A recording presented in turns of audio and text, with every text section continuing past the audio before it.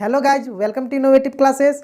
Friends, हम लोग class 10th का मैथ पढ़ रहे थे। इसमें हम लोग एक्सरसाइज 4 जो है चैप्टर 4 उसमें एक्सरसाइज 4.3 तक पढ़ चुके हैं। आज हम लोग एक्सरसाइज 4.4 पढ़ने वाले हैं। ठीक है, तो आगे बढ़ने से पहले फ्रेंड, अगर आपने इस चैनल को अभी तक सब्सक्राइब नहीं किया है तो प्लीज़ सब्सक्राइब कर दे और अपने दोस्तों को भी शेयर कर दे। तो चलिए अब हम लोग एक्सरसाइज 4.4 पढ़ना स्टार्ट करते हैं। तो देखिए फ्रेंड्स, पहला क्वेश्चन है, निम्न द्विघात समीकरणों के मूलों की प्रकृति ज्ञात कीजिए। यदि मूलों का अस्तित्व हो तो उन्हें ज्ञात कीजिए।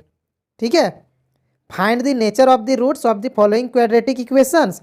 If the real root exist find them. ठीक है, देखिए क्वेश्चन दिया हुआ है और बोल रहा है कि इसमें सबसे पहले मूल का प्रकृति यानी कि उसका नेचर, रूट का नेचर निकालना है। ये तो हम आप लोग को पिछला वीडियो में बता चुके हैं ना, पिछला क्लास में ही आप लोग को समझा दिए कैसे रूट निकाला जाता है। तो उसी का यूज करना है यहाँ पे। सबसे पहले हम लोग को डी निकालना है। ठीक है, सबसे पहले यहाँ पे हम लोग देख लेते हैं कि ए क्या है। ए है 2, बी कितना है -3 और सी कितना है +5। ये हम लोग पिछला क्लास में आप लोग को समझा चुके हैं ए बी सी क्या होता है। और डी निकालते हैं सबसे पहले हम लोग। तो डी इक्वल टू क्या होता है, b² -4ac। बोले थे ना, ये फॉर्मूला एकदम याद कर लेना आप लोग को। b कितना है -3, तो -3 का स्क्वायर -4 गुना ए कितना है 2 गुना सी कितना है 5।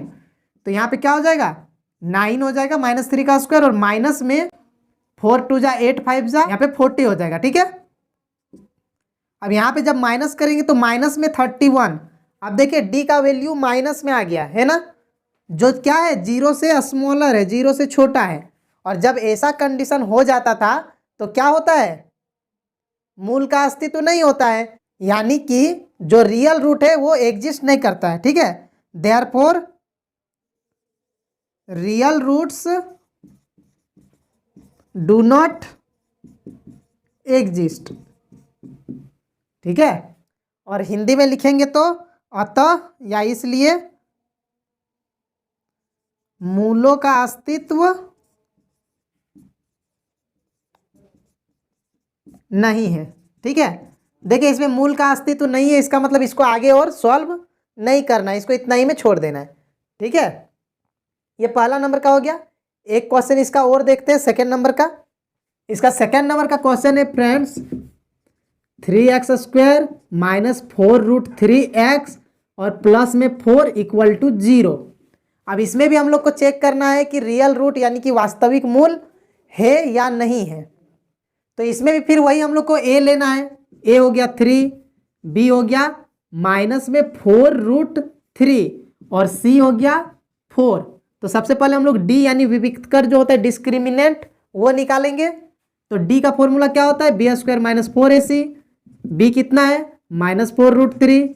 ठीक है, बहुत इजी सा है। ठीक है, बस एक फॉर्मूला याद रखना है, 4 गुना ए कितना हो गया 3 गुना सी है 4।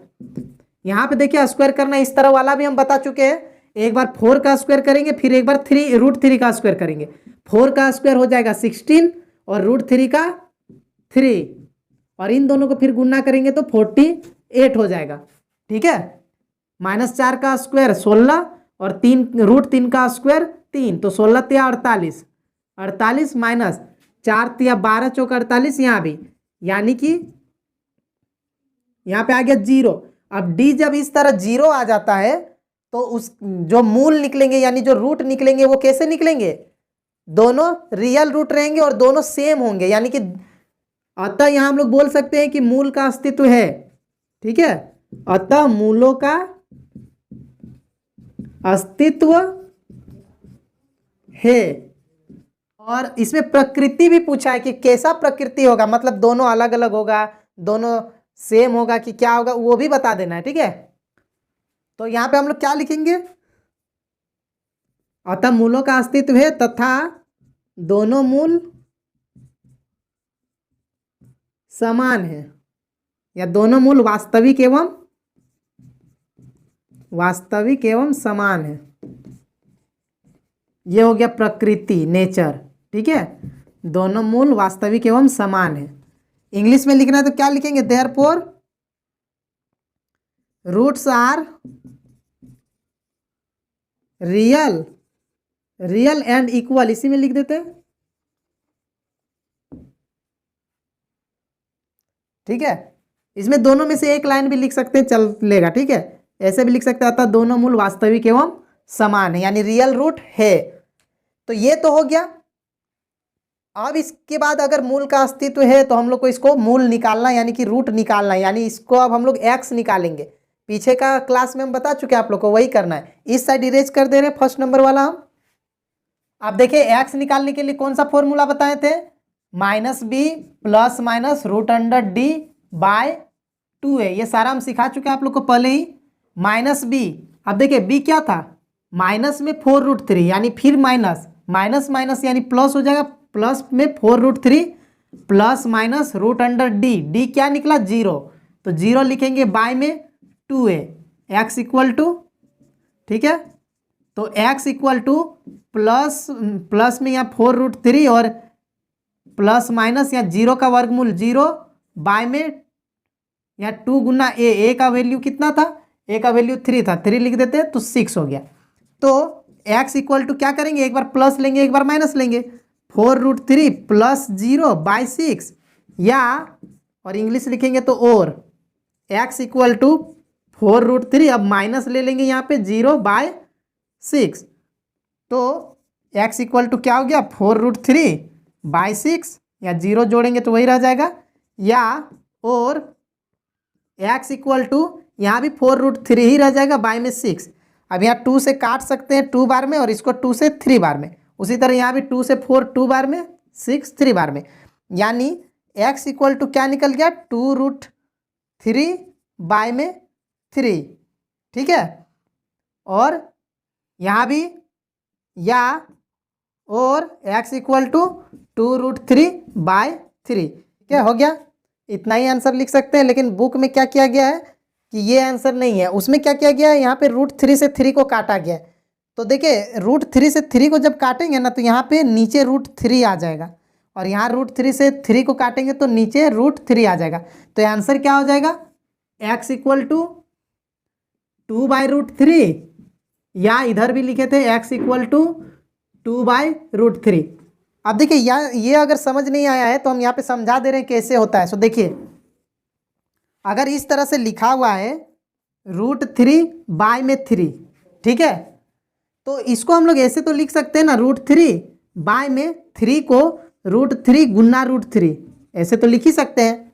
√3 को √3 से गुना करेंगे तो 3 हो जाएगा, तो एक √3 से एक √3 कटेगा, यानी नीचे क्या बचेगा √3, यानी 1/√3 बचेगा ना। और यहाँ पे शुरू में 2 था, तो यहाँ अगर 2 भी रह गया मान लेते हैं, तो यहाँ पे क्या हो गया 2 बाई नीचे बच गया रूट में 3। समझ में आ गया, मतलब 2 √3, यहाँ अकेले 3 लिखा है, इसका मतलब यहाँ पे क्या है कि 2 गो √3 है, तो एक √3 से एक √3 कट गया तो एक √3 बच गया, तो ये आंसर हो गया। ठीक है, समझ गए, ये क्वेश्चन नंबर 1 का 2 हो गया। अब जो क्वेश्चन नंबर 3 है इसका आप लोग खुद ट्राई कीजिए, उसको आप लोग बना सकते हैं आराम से। ठीक है, तो अब हम क्वेश्चन नंबर 2 बताते हैं। ठीक है, क्वेश्चन नंबर 2 में बोल रहा है फ्रेंड्स, निम्न प्रत्येक द्विघात समीकरण में k का ऐसा मान ज्ञात कीजिए कि उसके 2 बराबर मूल हों। ठीक है, बोल रहा है कि find the values of k for each of the following quadratic equation so that they have 2 equal roots. ठीक है, क्वेश्चन में बोल दिया है कि इसमें k का मान ज्ञात करना है और इसमें जो है मूल जो है वो समान है, यानी दोनों मूल जो है बराबर है। ठीक है, यानी रूट्स जो है इक्वल है। तो इक्वल रूट क्या होता है, कब होता है, अभी अभी तो हम बताएं जब d का वैल्यू 0 होता है। जब d 0 होता है तो k जो मूल होते हैं वो दोनों सेम होते हैं। तो यहाँ पे बता दिया कि दोनों मूल समान है। तो क्या करेंगे, सबसे पहले हम लोग यहाँ से a b और c चूज करेंगे। यहाँ पे a कितना है देखिए 2 है, b कितना है, तो जो x के साथ रहता है उसी को b बोला जाता है, तो x के साथ यहाँ पे k है तो k लिखेंगे, और c के जगह क्या है 3।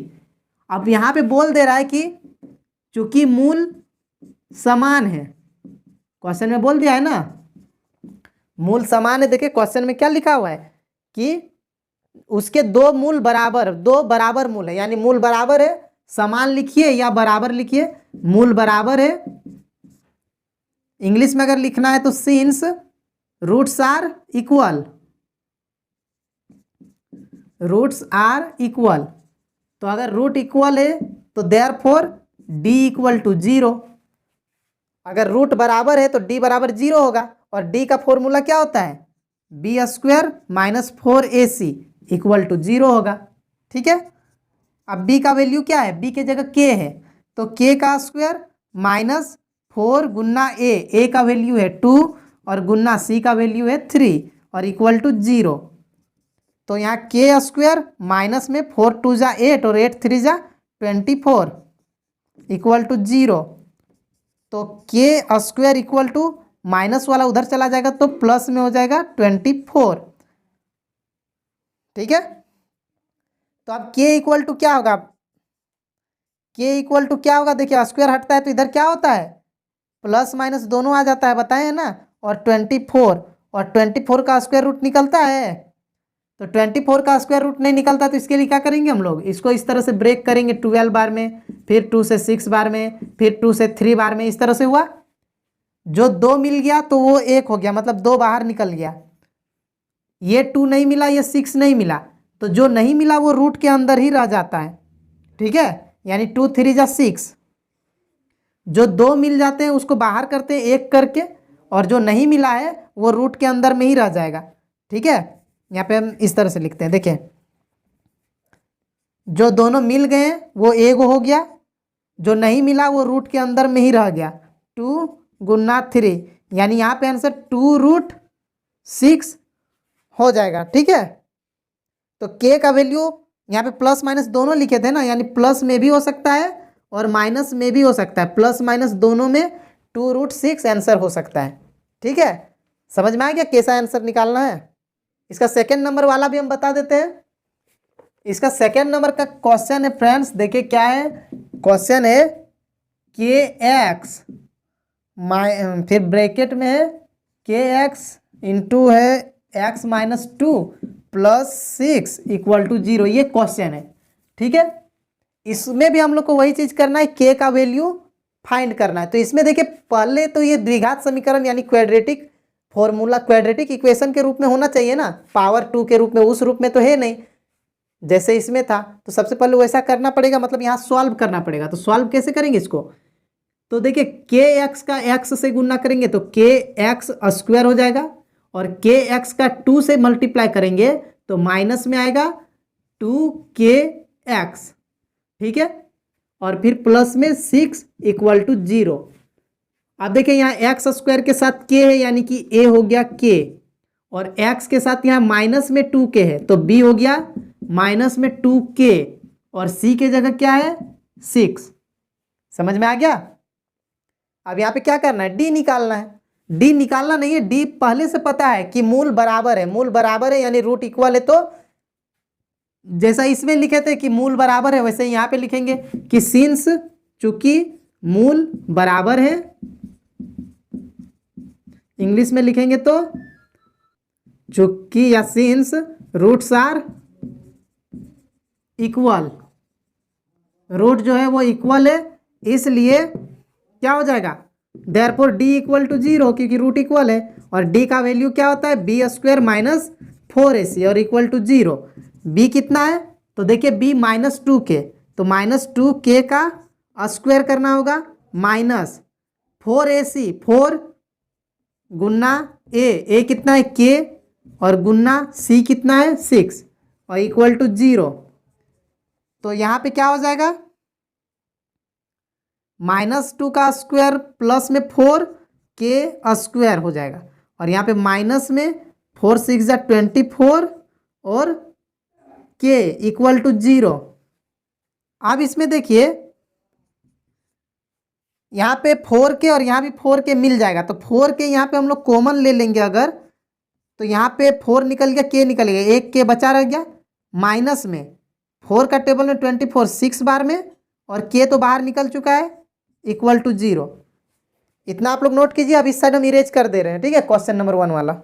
आप देखिए इस तरह जब हो जाता है, यहाँ पे बीच में मल्टीप्लाई है, तो 4k एक बार लेंगे हम लोग 4k इक्वल टू 0, या एक बार लेंगे k माइनस 6 इक्वल टू 0। ठीक है, तो इसलिए क्या करेंगे 4k इक्वल टू 0, या इंग्लिश में लिखेंगे तो और k-6 इक्वल टू 0। इस तरह दो को आता था ना, इससे पहले जो पढ़ाए थे उस सब में, तो एक बार इतना इक्वल टू 0 लिखते थे, एक बार इसका इक्वल टू 0, तो वही लिखेंगे यहाँ पे। तो अब यहाँ पे देखिए k इक्वल टू 0/4 या और k इक्वल टू प्लस में 6, मतलब k इक्वल टू हो गया 0 हो गया यहाँ पे, k इक्वल टू 0 या k इक्वल टू 6। तो या तो k का वैल्यू 0 होगा या k का वैल्यू 6 होगा। तो इसमें से सही वैल्यू कौन सा होगा? तो देखिए अगर हम लोग k 0 लेते हैं, यहाँ पे मान लेते हैं k 0, इस जगह k की जगह 0 हो गया, तो यहाँ पे 0 से जब इसका मल्टीप्लाई पूरा तो पूरे 0 हो गया, प्लस 6, मतलब 0 और 6 को जोड़ेंगे तो 6 आना चाहिए, जबकि इक्वल टू में क्या है 0 है, यानी ये तो नहीं होगा, k का वैल्यू ये नहीं हो सकता होगा। तो यानी k का वैल्यू, इसलिए k बराबर क्या लेंगे 6, यही हो गया आंसर। ठीक है, यहाँ पे अगर लिखना एक लाइन तो ऐसे लिख सकते हैं कि k का मान शून्य नहीं हो सकता, क्योंकि ये समीकरण को संतुष्ट नहीं करता है। ठीक है, the value of k can not be 0 because it does not satisfy the equation. ठीक है, तो ये हो गया। अब क्वेश्चन नंबर जो 3 है उसका अब हम लोग सॉल्व करते हैं। ठीक है, अब क्वेश्चन नंबर 3 देखिए फ्रेंड्स, इसमें क्या बोल रहा है? इसमें बोल रहा है कि is it possible to design a rectangular mango grove whose length is twice its breadth and its area is 800 metre square, if so find its length and breadth। पूछ रहा है कि क्या एक ऐसी आम की बगिया बनाना संभव है जिसकी लंबाई चौड़ाई से दोगुनी हो और उसका क्षेत्रफल 800 मीटर हो। तो यदि है तो उसकी लंबाई और चौड़ाई ज्ञात कीजिए। देखिए क्वेश्चन में क्या बोल रहा है कि क्या ऐसा आम का बगीचा बना सकते हैं जिसका लंबाई जो है चौड़ाई से दोगुना है और उसका क्षेत्रफल यानी एरिया जो है वो क्या है 800 है। मतलब मान लेते हैं कि इस तरह से आम का बगीचा है, तो पूछ रहा है कि क्या बना सकते हैं इस तरह का जिसका लंबाई जो है यानी लेंथ जो है वो चौड़ाई से डबल है। इसका मतलब अगर ये x है तो ये 2x है, उससे डबल, और इसका पूरा एरिया कितना है 800 मीटर स्क्वायर। तो क्या इस तरह का हम लोग बना सकते हैं? तो सबसे पहले देखिए क्या लिखेंगे इसका आंसर 3 नंबर में। माना बगिया या बगीचा जो भी लिखा हुआ है, बगिया लिखा हुआ है, तो मान लेते हैं कि बगिया की चौड़ाई को मान लिए x मीटर तथा बगिया की लंबाई को कितना मानेंगे, उसका डबल है ना, तो 2x मान लेते हैं, 2x मीटर। इंग्लिश में लिखेंगे तो लेंथ नहीं, पहले ब्रेथ लिखेंगे, let breadth of the grove, x metre मान लेते हैं breadth, and length of the grove equal to 2x metre. ठीक है, अब यहाँ पे क्या बोल रहा है कि क्षेत्रफल जो है वो यानी एरिया जो है वो 800 है। तो ये आयत है, तो आयत का क्षेत्रफल क्या होता है, लंबाई गुना चौड़ाई, लेंथ इनटू ब्रेथ। तो यहाँ पे बोल दे रहा है क्षेत्रफल बराबर कितना है 800 मीटर, 800 मीटर स्क्वायर। ठीक है, तो इसका एरिया का फॉर्मूला क्या होता है, लंबाई गुना चौड़ाई, यानी लंबाई है x और उसको गुना कर रहे हैं 2x से, लंबाई का गुना कर रहे हैं चौड़ाई से, मतलब चौड़ाई और लंबाई का गुना कर रहे हैं, तो कितना हो जाएगा 800। इसको उल्टा भी लिख सकते थे, जैसे फॉर्मूला में आप लोग लंबाई गुना चौड़ाई करते हैं, तो याद रखें, तो 2x पहले लिख देते हैं लंबाई, बाद में इसको गुना कर देते हैं चौड़ाई से, ऐसे भी लिख सकते हैं। अब देखिए 2x को x से गुना करेंगे तो 2x स्क्वायर इक्वल टू 800, तो x स्क्वायर इक्वल टू क्या हो जाएगा 800, और ये 2 यहाँ आ जाएगा तो डिवाइड में यानी कि 4, मतलब x स्क्वायर इक्वल टू क्या होगा यह स्क्वायर हटेगा तो इधर रूट लग जाएगा 400 और प्लस माइनस दोनों होगा। ठीक है, तो x इक्वल टू क्या होगा, यहाँ पे स्क्वायर तो हट चुका है, तो x इक्वल टू प्लस या माइनस में 400 का वर्गमूल 20। अब x क्या है, x तो एक लेंथ है, एक लंबाई है, और वो प्लस माइनस दोनों में तो नहीं होगा, सिर्फ प्लस में हो सकता है, लंबाई हम लोग कभी भी माइनस में नहीं ना नापते हैं। तो इसीलिए यहाँ पे एक लाइन और बढ़ा देंगे कि चूंकि लंबाई ऋणात्मक नहीं होती है, ठीक है, since length can't be negative, therefore इसलिए जो x निकला हम लोग को उसको प्लस में 20 लेंगे, ठीक है। इसलिए जो बगीचा या बगिया की चौड़ाई है, इसलिए बगिया की चौड़ाई x बराबर क्या हो जाएगा 20 प्लस में 20 मीटर, ठीक है, तथा बगिया की लंबाई क्या है 2x है, यानी कि 2 गुना 20 यानी 40 मीटर। इंग्लिश में लिखेंगे तो therefore breadth of the grove equal to x था और x इक्वल टू 20 मीटर निकल गया, and length of the grove equal to 2x यानी कि 2 इंटू 20 मतलब 40 मीटर, ठीक है। ये दोनों या ये दोनों आंसर हो गया, ठीक है, समझ गए। अब क्वेश्चन नंबर 4 देखते हैं, ठीक है। अब क्वेश्चन नंबर 4 में बोल रहा है friends, is the following situation possible, if so determine their present ages, ठीक है। बोल रहा है कि the sum of the ages of two friends is 20 years, 4 years ago the product of their ages in year was 48, ठीक है। बोल रहा है कि क्या निम्न स्थिति संभव है, यदि है तो उनकी वर्तमान आयु ज्ञात कीजिए। क्वेश्चन में बोल रहा है कि दो मित्रों की आयु का योग 20 वर्ष है, तो 4 वर्ष पूर्व उनकी आयु यानी वर्षों में का गुणनफल 48 था। बोल रहा है कि दो दोस्त है, उनके जो एज है उनका जोड़ के 20 आएगा, मतलब दोनों का एज जोड़ के 20 आएगा। तो मान लेते हैं, माना पहले दोस्त का या दोस्त की आयु, पहले दोस्त की आयु को मान लेते हैं हम लोग x बराबर x वर्ष। मान लिए पहला दोस्त x साल का है, तो दूसरा दोस्त कितना साल का होगा, तथा दूसरे दोस्त की आयु दोनों मिलके 20 साल का है। अगर एक होगा मान लेते हैं 12 साल का, तो दूसरा कितना साल का होगा, दोनों मिलके 20 होना चाहिए, यानी 20 से 12 को घटाएंगे तो 8 साल का होगा दूसरा वाला, मतलब यहाँ पे 20 से घटाना है, 20 घटाओ x इतना वर्ष। इंग्लिश में लिखेंगे तो कैसे लिखेंगे, लेट या सपोज, लेट एज या प्रेजेंट एज जो लिखना है वो लिख सकते हैं, let present age of first friend, पहला फ्रेंड का एज मान लेते हैं x ईयर से, एंड प्रेजेंट एज यहाँ भी हिंदी में भी लिख सकते थे वर्तमान आयु दोनों का, present age of second friend, दूसरे फ्रेंड का क्या हो जाएगा 20 से कम हो जाएगा, 20 से घटा देंगे इतना साल का। अब क्या बोल रहा है कि 4 साल पहले, ठीक है, क्वेश्चन में यही बोल रहा है ना, देखिए 4 years ago the product of their edges is in years was 48, ठीक है, मतलब 4 साल पहले इन लोग का एज को अगर गुणना करते हैं, 4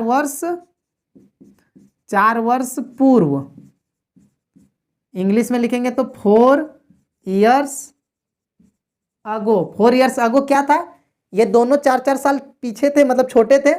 अभी जितना भी एज हो रहा है 4 साल पहले इन लोग 4-4 साल कम था ना एज, तो 4-4 घटाएंगे, पहला दोस्त का एज को 4 घटाएंगे तो x-4 होगा, और दूसरा दोस्त का एज जो था 20 - x, इसमें भी 4 घटाएंगे तो ये दूसरे दोस्त का हुआ, ठीक है।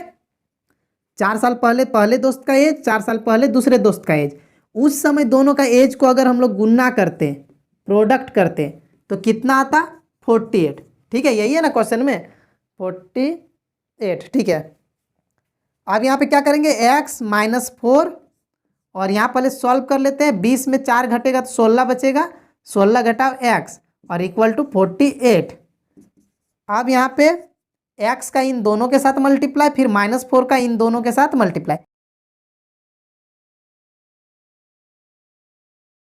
अब 5वां नंबर का क्वेश्चन है friends, is it possible to design a rectangular park of perimeter 80 and area 400 metre square, if so find its length and breath.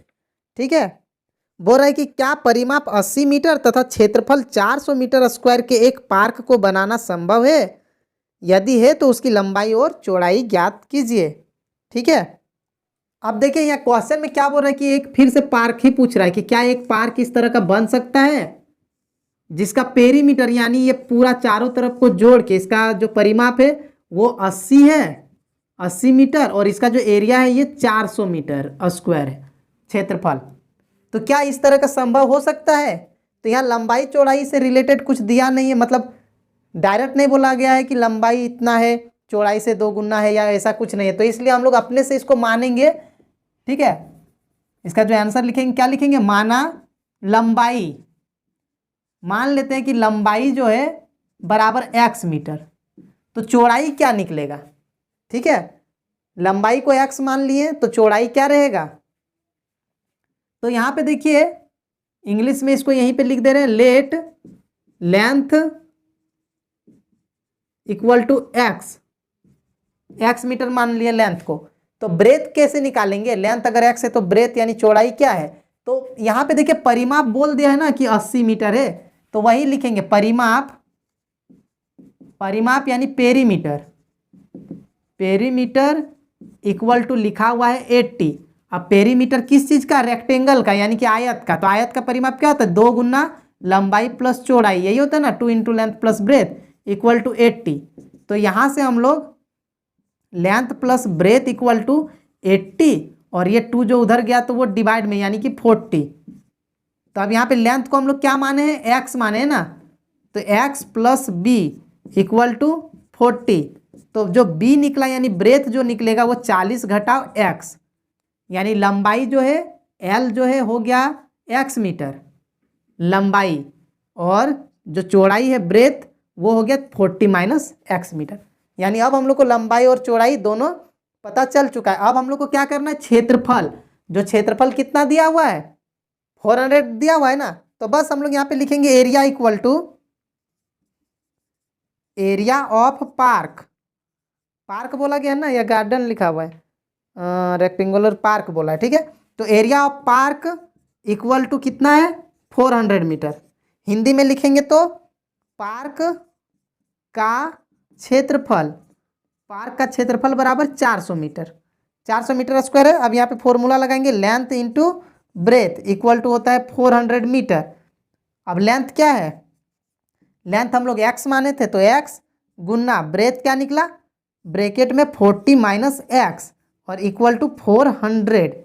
अब इस साइड बनाते हैं। ठीक है, यहाँ पे देखिए x और 40 का गुना 40x हो जाएगा 40x, और फिर x से माइनस x का गुना तो माइनस में x स्क्वायर, और इक्वल टू में क्या है, इक्वल टू में 400 है, इक्वल टू में 400। तो आप देखिए यहाँ पे एक्स स्क्वायर जो है माइनस में है, इसको प्लस में करने के लिए उस साइड भेजना होगा, तो उस साइड भेज रहे हैं तो प्लस में एक्स स्क्वायर हो गया, और ये प्लस में 40x उस साइड गया तो माइनस में 40x हो गया, और ये 400 है इक्वल के उस पार में पहले से था, तो इसको हम लोग नहीं चेंज करेंगे, इसको प्लस में ही 400 रखेंगे और इक्वल टू 0 लिख देंगे। अब ये हो गया द्विघात समीकरण यानी कि क्वाड्रेटिक इक्वेशन। तो यहाँ पे a हो गया है 1, b हो गया है माइनस में 40 और c हो गया है 400। तो सबसे पहले हम लोग क्या निकालते हैं, d निकालते हैं। तो d इक्वल टू क्या होता है, B square minus 4ac, b कितना है माइनस में 40 का स्क्वायर माइनस 4 गुना a क्या है 1 गुना c क्या है 400।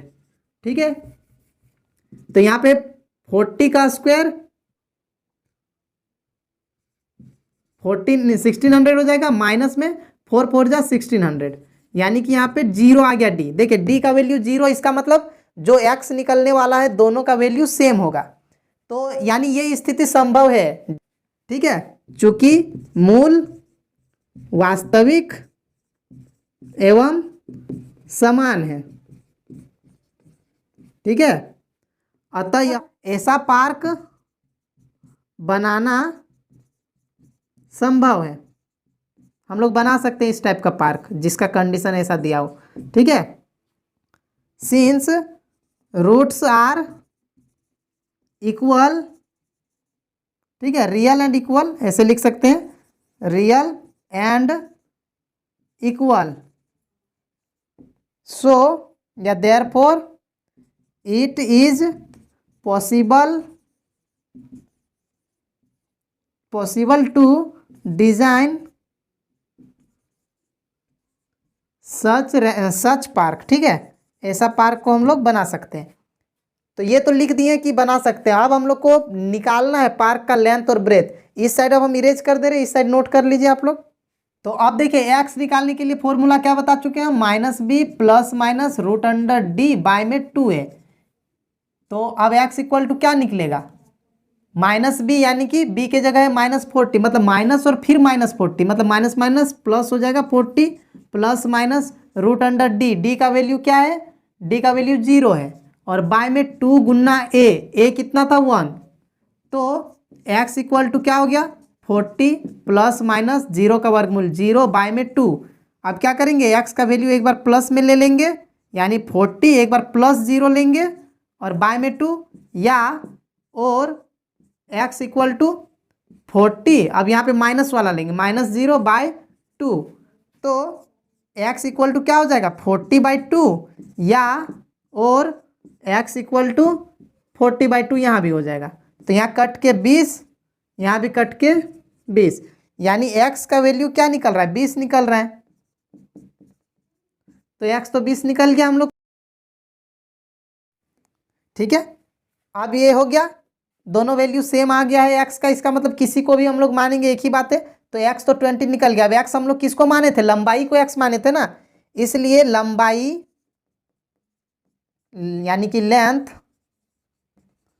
इक्वल टू x और उसका इक्वल टू 20 मीटर, लेंथ तो निकल गया 20 मीटर, तथा एंड चौड़ाई जो है यानी ब्रेथ इक्वल टू क्या निकला था 40 माइनस एक्स ना, यानी कि 40 माइनस एक्स के जगह 20, 40 में 20 घटेगा तो क्या बचेगा 20 बचेगा, यानी लंबाई भी 20 और चौड़ाई भी 20, यानी दोनों सेम आएगा, लंबाई चौड़ाई सेम रहेगा। तो ये हो गया आंसर, लेंथ ब्रेथ दोनों 20 मीटर है, ठीक है। ठीक है, तो ये पूरा चैप्टर 4 कंप्लीट हो गया है। तो ठीक है फ्रेंड्स, वीडियो अगर अच्छा लगा तो लाइक कर दे, और अगर आप इस चैनल पर नए हैं तो प्लीज़ सब्सक्राइब कर दे और अपने दोस्तों को भी शेयर कर दे। Thank you.